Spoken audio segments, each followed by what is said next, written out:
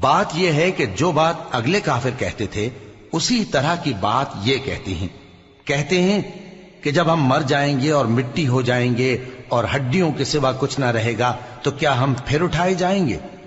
یہ وعدہ ہم سے اور ہم سے پہلے ہمارے باپ دادا سے بھی ہوتا چلا آیا ہے۔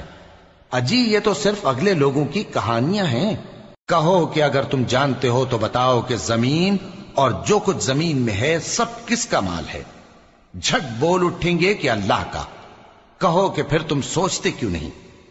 ان سے پوچھو کہ 7 آسمانوں کا کون مالک ہے اور عرش عظیم کا کون مالک ہے؟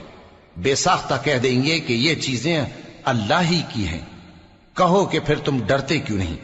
کہو کہ اگر تم جانتے ہو تو بتاؤ کہ وہ کون ہے جس کے ہاتھ میں ہر چیز کی بادشاہی ہے اور وہ پناہ دیتا ہے اور اس کے مقابل کوئی کسی کو پناہ نہیں دے سکتا؟ فوراً کہہ دیں گے کہ ایسی بادشاہی تو اللہ ہی کی ہے۔ کہو کہ پھر تم پر جادو کہاں سے پڑ جاتا ہے؟ بات یہ ہے کہ ہم نے ان کے پاس حق پہنچا دیا ہے اور یہ جو بت پرستی کیے جاتے ہیں بے شک جھوٹے ہیں۔